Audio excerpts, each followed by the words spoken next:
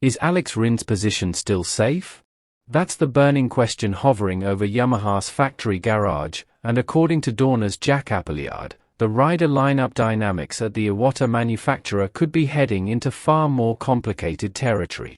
Yamaha's 2026 roster decisions are now inextricably linked to the strategic direction taken by Pramac Racing. Ever since Toprak Razgatlioglu was officially confirmed to join Paolo Campinoti's squad, speculation over the futures of Jack Miller and Miguel Oliveira has intensified.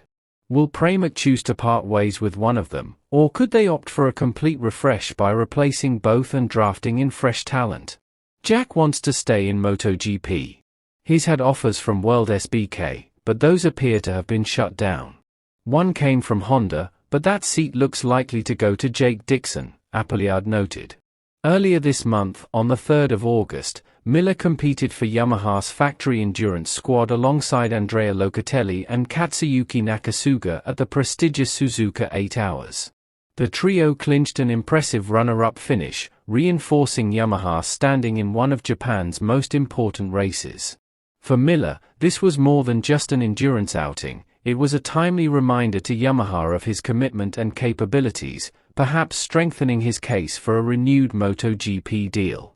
Suzuka is a massively prestigious event and it's viewed very positively, Appleyard emphasized. The fact that Jack was willing to step in and take on the challenge shows he has huge trust in Yamaha. He'll be hoping they repay that faith in kind. Meanwhile, Rins' 2025 campaign has been anything but inspiring. Currently languishing in 18th place in the standings, 4 spots behind Miller, the Spaniard has struggled to rediscover his form since his devastating leg break at Mugello in 2023. Once celebrated for his sharp racecraft and 5 MotoGP victories, Rins has recorded just one top 10 finish this season, at the German GP, where attrition played a greater role than outright pace. Rins remains under contract until the end of 2026, mirroring Fabio Quartararo's deal.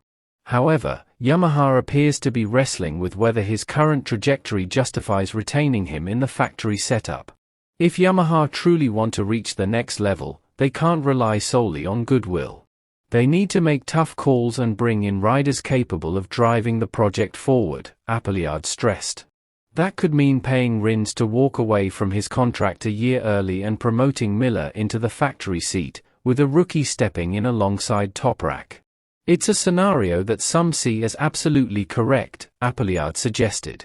Jack has the wealth of experience to slot into a factory role, as he did at Ducati and KTM. He knows how to operate as a number 2 rider and understands the job. He can be a valuable asset to Fabio. From Yamaha's perspective, this approach would address both performance and marketing concerns.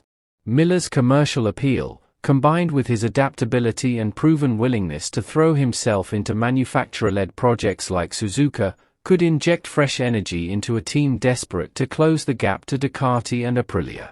The broader question is whether Yamaha is prepared to make such a high-stakes move. Letting go of a rider of Rins' caliber, even one currently underperforming, is never a decision taken lightly. But history suggests that bold changes are often necessary for a true reset. If the Rins-Miller reshuffle materializes, it could signal a new era for Yamaha, one where sentiment takes a back seat to sheer competitive drive, and where the factory's focus shifts firmly towards riders who can push the project forward in both speed and spirit. If Yamaha chooses to press ahead with this bold restructuring, the impact will extend far beyond just the rider lineup. Such a move would also reshape how the factory is perceived within the paddock.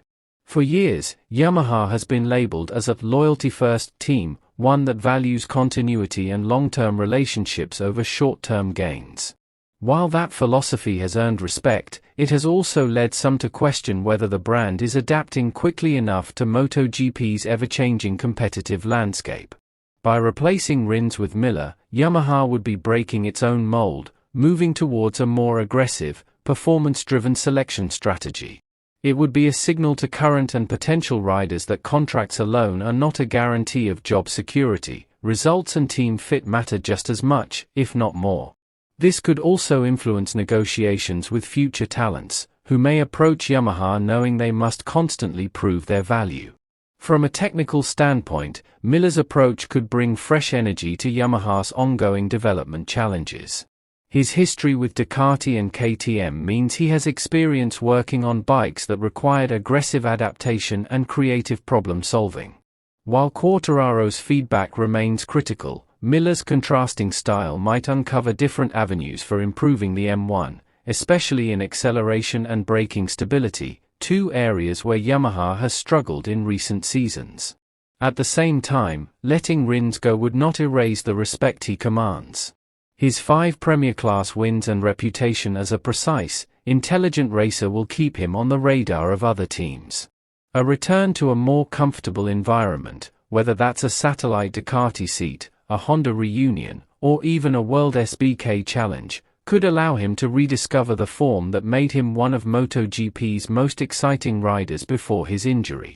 For more MotoGP updates, exclusive paddock insights, and expert analysis on the sport's biggest stories, subscribe now and never miss a moment from the heart of the action.